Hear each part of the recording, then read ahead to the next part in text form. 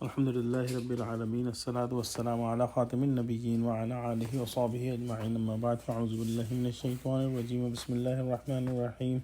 Qala Allah ta'ala fi Surah An-Nisa والمحصنات من النساء إلا ما ملكت أيمانكم كتاب الله عليكم وأحل لكم ما وراء ذلكم أن تبتغوا بأموالكم محسنين غير مسافحين فما استمتعتم به منهن فآتوهن أجورهن فريضة ولا جناح عليكم فيما تراضيتم به من بعد الفريضة إن الله كان عليما حكيما. Translation: And all married women are forbidden to you except those captives of war whom you rightfully possess.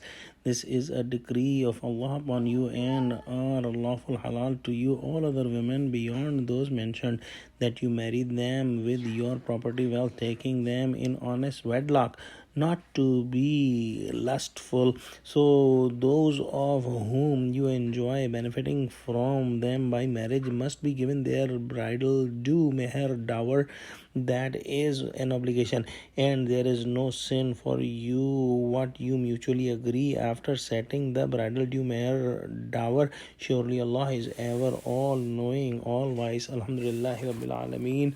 Today we are starting the fifth juz, the fifth para of Quran, and in this ayah Allah subhanahu wa ta'ala gave more commandments about muharramat bil sabab, meaning that women that they are forbidden because of a condition, and that condition mentioned here is if a woman is in a nikah of another man, this woman is haram, forbidden on all other men unless this man dies or this man divorces her, and after the iddah this woman can marry other men. There is an exception to this rule, that if there is war and the Muslims from the Darul Kufr bring some women and those women were married to someone else, and these women are brought to Darul Islam, and then the Amirul Mu'minin, the leader of Muslims, can give those women to the fighters, and those men can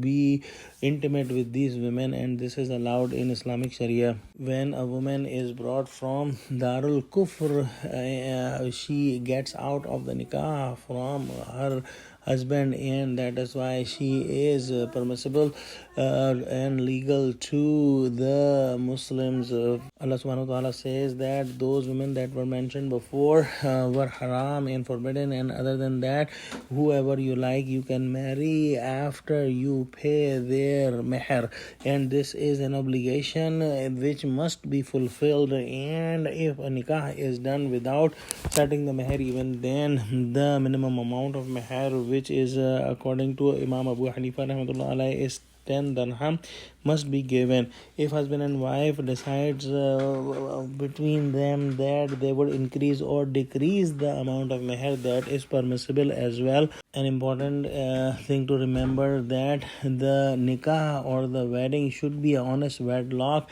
and not only just for lust, because in nikah men give meher and spend money, and this money is also spent on the lustful adultery, but that is done only for the lust, and there is no wedlock or sincerity in that relationship, and no children are desired. This is the reason this adultery is prohibited in all the religions. Another important thing that we have studied in Surah Baqarah, that if somebody has been intimate with his wife after nikah, the full amount of meher must be paid, but if before intimacy or marriage consummation, if there is divorce, then only half of the amount of meher is needed to be paid. In the end, Allah subhanahu wa ta'ala says that Allah is ever all knowing, all wise, and He knows exactly the condition of the heart, so nobody can try to deceive Allah.